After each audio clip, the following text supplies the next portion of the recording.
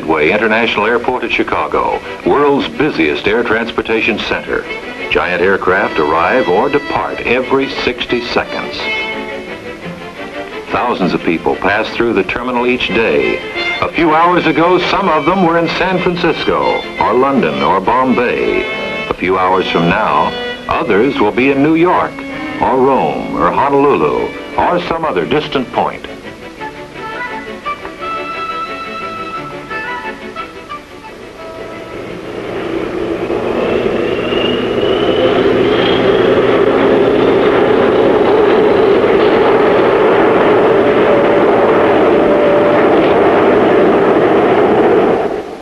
At 3:39 p.m., March 17, 1960, Flight 710 departed from Midway. Destination, Miami International Airport.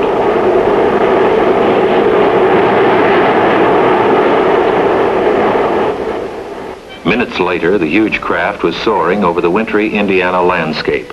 57 men, women, and children, and 6 crewmen were aboard. Among the occupants were executives on business missions and visitors from foreign countries. Others were vacation-bound, looking to fun on sun-warmed beaches or reunions with relatives and friends. The Miles drifted lazily behind. 18,000 feet over the radio range station at Scotland, 710 reported everything normal. Then, high above the clouds, something went wrong.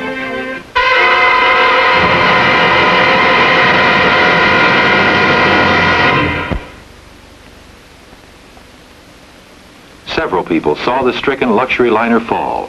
Farmer Cyril Powers recalls it this way.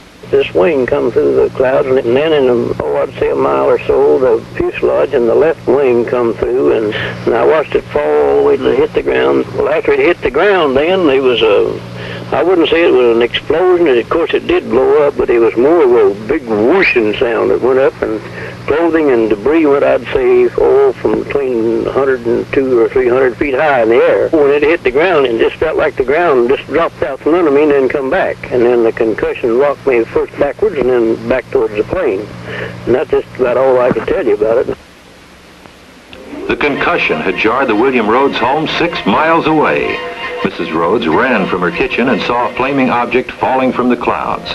She telephoned Indiana State Police at Jasper.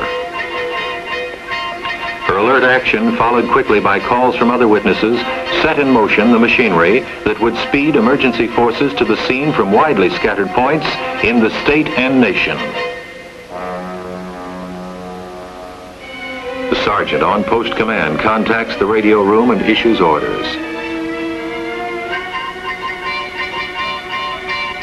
The first police job, locate the crash. Second assignment, evaluate the seriousness of the situation. Search for survivors. Mobilize rescue forces.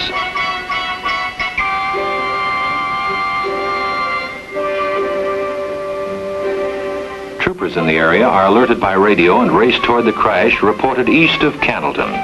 Additional reports that filter in from citizens at widely separated points suggest 2 airplanes may have collided in midair. A second wave of troopers is dispatched. 50 miles away at Evansville, a state police patrol plane turns toward Cannelton to look for wreckage and coordinate ground forces.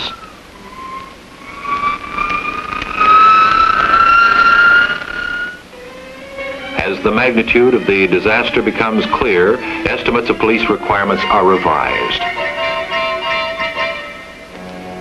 The Jasper duty officer dispatches the laboratory field service vehicle.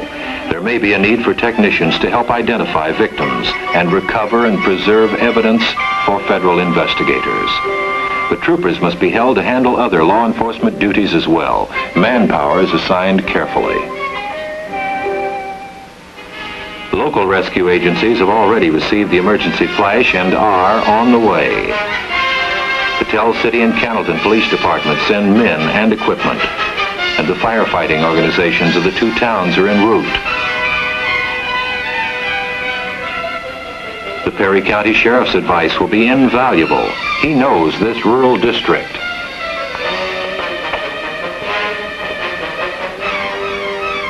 The state police plane arrives over the scene and begins to fly widening circles, seeking evidence of survivors and a second downed aircraft.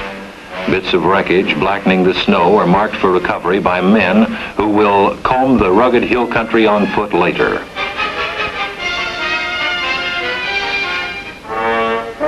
Jasper sends a bulletin to General Headquarters at Indianapolis. Other messages follow as new information is developed. The situation at Cannelton comes into sharper focus.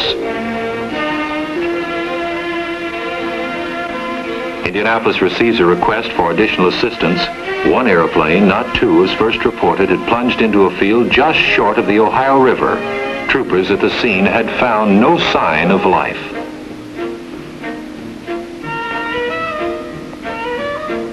The superintendent of state police is at his desk studying each report. Later, he takes direct charge of his men at the scene. At Indianapolis Operations Center, the staff tackles its organization job. Supplies for a temporary morgue are requisitioned. Laboratory technicians and identification specialists are ordered to Cannelton. Calls are made to identify the fallen plane. The senior officers try to anticipate every need of the investigative force. A short time after the emergency was first reported, the movement of men and supplies had started to Perry County from many points across Indiana. The Jasper District Commander orders a power generator sent to provide illumination for round-the-clock operation. Security guards are set. A special telephone line is ordered to support radio contact and arrangements made to house and rotate troopers.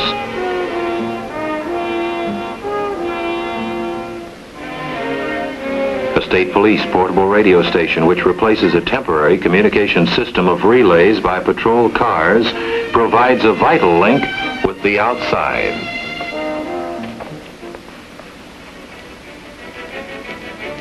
An intensive exploration of the crater and surrounding area begins at daybreak. Road blockades seal off the scene to keep sightseers from interfering with officials and the movement of equipment. Authorized workers wear identifying tags. Officials go aloft in the state police helicopter to view the crater. It was here the sleek liner struck with grinding force and burrowed deep into the hard earth. The impact tore clods loose and hurled them in a wide explosion pattern. Surface mud was plastered on tree trunks hundreds of feet away. It was here that 63 men, women, and children died, 41 minutes after taking off from Chicago.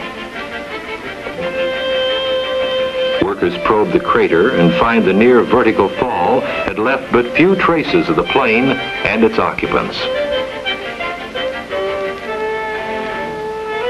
Troopers and Indiana National Guard personnel explore the snowy tract for fragments of tissue. Such violent destruction never before had been witnessed. Top men of the Civil Aeronautics Board, Federal Aviation Agency, Federal Bureau of Investigation, the airline, and plane manufacturer begin a preliminary study.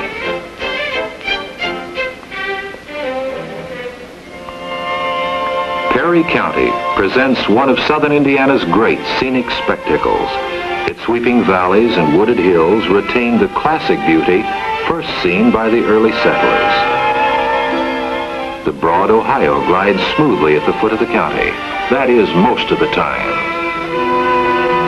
In times past, the people of Cannelton and neighboring Tell City have learned about trouble from the river. Many of them can recall disasters caused when the Ohio burst its banks before flood walls harnessed its waters. And so the Perry community responded when word of the tragedy was flashed. The Cannelton News, Tell City News, and WTCJ Radio kept citizens advised about how they could help.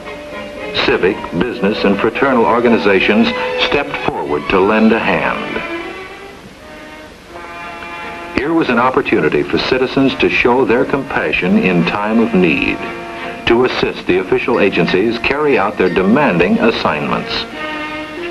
Public-spirited ladies representing business, social, and religious groups gather in kitchens daily to bake cookies and prepare other food.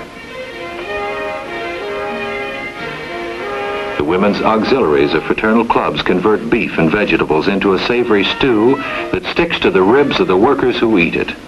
Uncounted gallons of coffee are brewed, and varieties of food contributed each day. Everybody finds a job to do and does it. The men of Cannleton and Tell City leave workaday duties and support the ladies. Containers of stew and coffee delivered hot and nourishing. It's a demonstration of the best in good citizenship by warm-hearted townspeople. It's maintained by the Salvation Army and American Red Cross are an oasis in the middle of the somber surroundings. A bowl of stew, a cookie, and a hot cup of coffee provide a welcome break, a moment of relaxation. Junior Chamber of Commerce members organize a community-wide appeal for housing for relatives and friends of the crashed dead.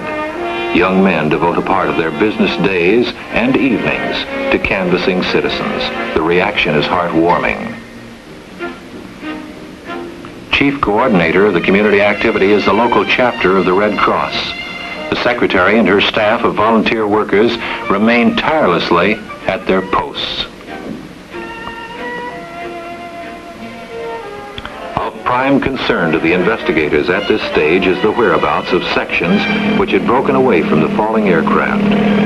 The state police helicopter sweeps into the air to retrace 710's flight path. Wreckage may provide an important clue as to the cause of the accident. An engine is discovered on a wooded hillside. It's pinpointed on a map for recovery crews. FBI and state police executives leave an Army copter after completing an aerial survey of a troublesome problem, the transfer of scores of accredited personnel between the crater and the highway. A few cars can choke the narrow gravel road. A fleet of jeeps assigned to truckaway squads of state troopers begins a shuttle service. Their drivers average more than 100 round trips a day. Congestion is eliminated as authorized vehicles move freely over the road. Indiana's governor, who authorized full use of state facilities to excavate instead of seal the crater, makes a personal inspection. His decision shortened the investigation. Changeable March weather ranging from sub-freezing to the warm 70s alternately plagues and comforts. A thawing trend is followed by more snow. It's during this second wintry outburst that the United States senators from Indiana arrive to view the situation. This secluded patch of farmland has become the center of national interest.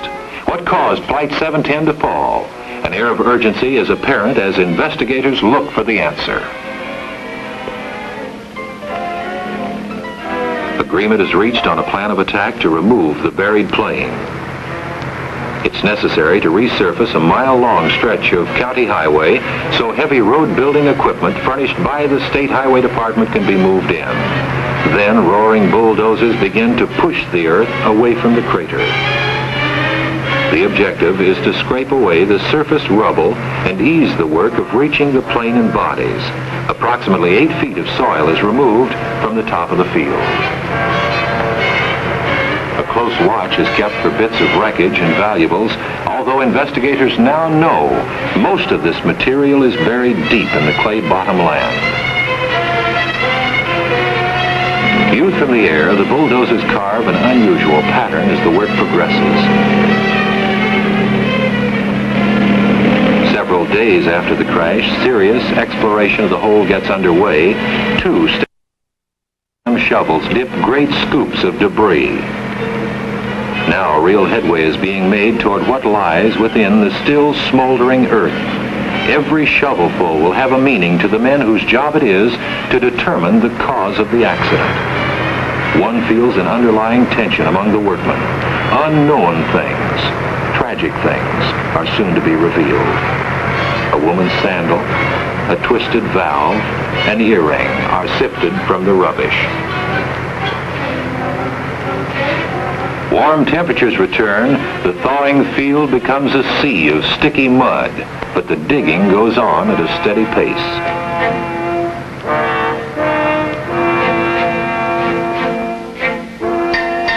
The deepening crater discloses the devastation resulting from the crash. Fragments of bodies are collected in baskets and carried through the mire by grim-faced men.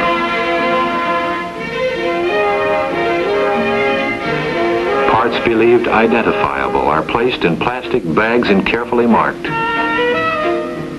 Then the bags are loaded into a state police laboratory wagon and transported to a makeshift morgue in Cannelton. 2 miles away, in a hilltop pasture, a crew prepares to remove a wing that had torn off the plane in its dying seconds. A cutting torch is used to disassemble it. It's marked for reassembly later.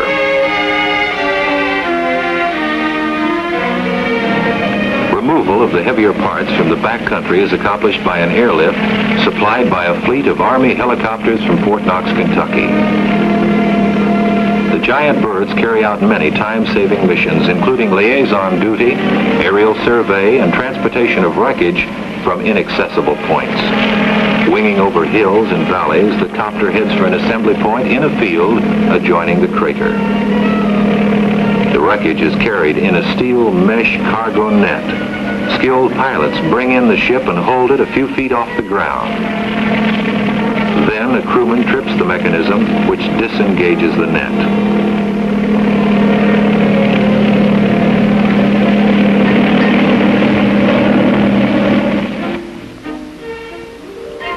"33 men of an Army Graves registration unit from Fort Lee, Virginia, arrived to remove and prepare the remains for identification.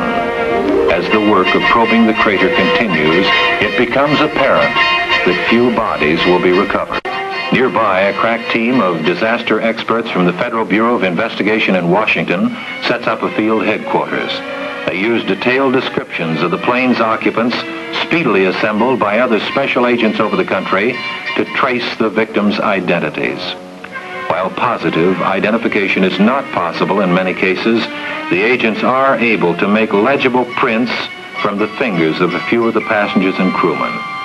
Workers in the crater area wear surgical masks smeared with a deodorant to lessen the smell of death. Teamwork among the official groups present is evident.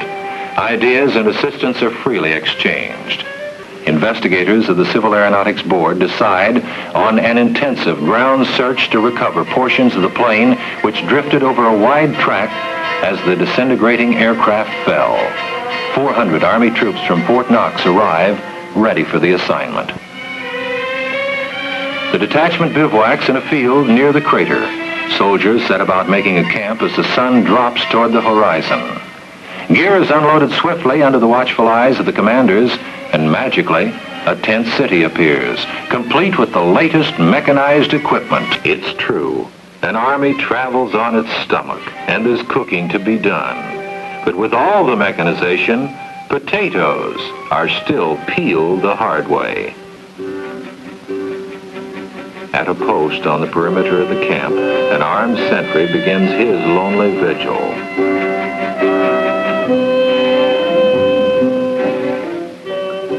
A mile or so away, as darkness falls, state troopers man a road blockade. They're ready to hurry to the scene of an emergency and remain until it's over. They make up in mobility what they lack in numbers.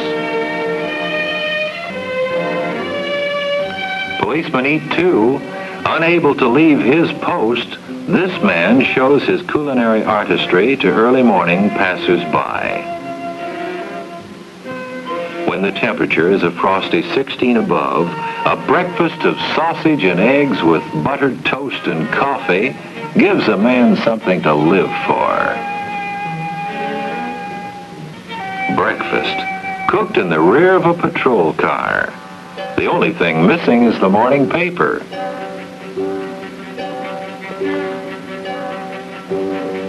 The troops are stirring as the sun reddens the eastern sky. They have a tough day ahead, tramping over some of Perry County's roughest terrain. But it is more than a training problem. They may recover a fragment that will help investigators solve the mystery of what happened to Flight 710. The search is fruitful. Numerous pieces of shattered metal are found and the location of each logged on a surveyor's map.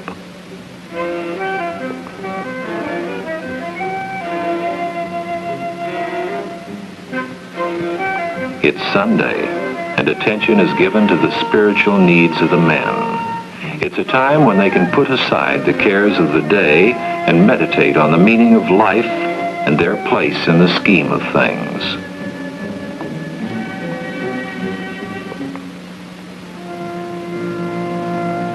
Across the road, an Army chaplain leads a religious service for a second group. A hymn played on an organ fills the air.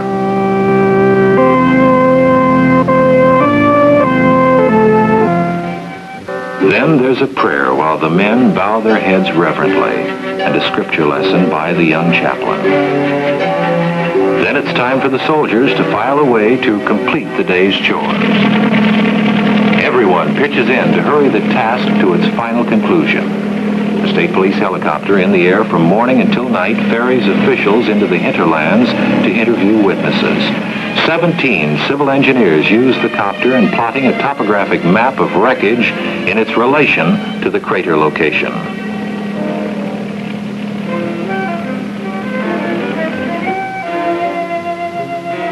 Administrative functions are handled by a radio and a special telephone line extended 5 miles cross-country to the state police field headquarters. State conservation officers work with the troopers and soldiers. Citizen volunteers under official guidance patrol the solitary hills. Overall control of the investigation is in charge of CAB executives. Daily sessions are attended by governmental and civilian representatives, at which time progress reports are heard and plans firmed up for the next day's effort. One of the saddest duties falls on the county coroner, that of interviewing relatives of the deceased and listing the multiple deaths in the official record. A few hours after the accident, the coroner and technicians had opened a receiving center for the remains in the community building at Cannleton. When it became clear a day or so later that but few bodies would be recovered, the space was used by authorities for other purposes. But the forbidding sign remains on the door. Sacks of clothing picked off the ground or from high in the trees surrounding the crater are brought to the building and spread on the gymnasium bleachers. The tattered apparel and other personal items must be identified. Mud-stained pocketbooks and handbags containing personal papers and thousands of dollars in currency are carefully cleaned and dried. Jewelry, coins, keys, lodge pins, and religious medals, some bent out of shape, are washed and inspected for the name of the owner. The bleachers serve another purpose. A running account of the daily activities of the state policeman is maintained by the Jasper chief clerk, who spreads the expanding file over the board seats. The weather threatens again. Workers at the crash site anxiously study gathering rain clouds, fearing a further delay. But the sky clears and digging is pressed at top speed. Fewer pieces are brought out of the hole. It is anticipated the CAB chief investigator will call a halt to the excavation soon. A propeller hub is the last section to be removed. The almost vertical shaft has been carved through hard-packed clay to an estimated depth of 50 feet. A guard paces by growing piles of the shattered craft. Investigators are completing their final field examination and are ready to draft their preliminary reports. Airframe specialists make an inch-by-inch inspection of broken wing sections. Power plant engineers likewise look for clues which would indicate what was responsible for the March 17th disaster. Nothing is left undone. Workmen clean metal fragments in preparation for the more exacting studies. Final tests will be made under laboratory conditions. The broken remnants of Flight 710, shipped by sealed truck, will be reassembled in a mock-up under supervision of CAB technicians.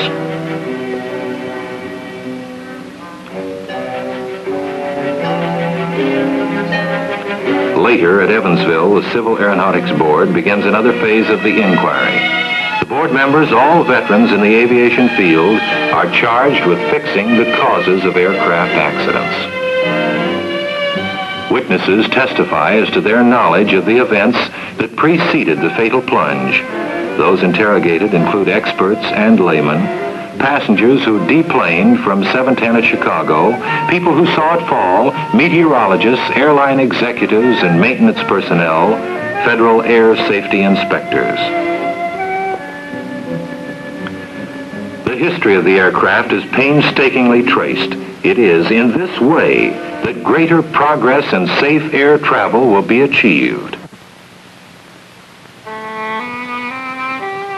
On a hill above Tell's City, the living are united briefly with their dead at rites arranged by the airline.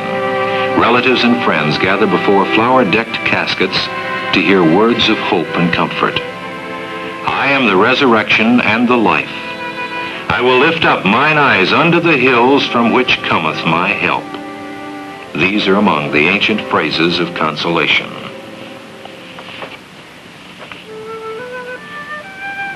The recovery is finished. The emergency crews have departed. The sound of an occasional plane marked by a vapor trail high above is the only interruption to the stillness of this remote place in Perry County, Indiana. But the scarred earth is a visible reminder of the compassion of the many people who remembered that even though the disaster victims were strangers, they also were fellow humans.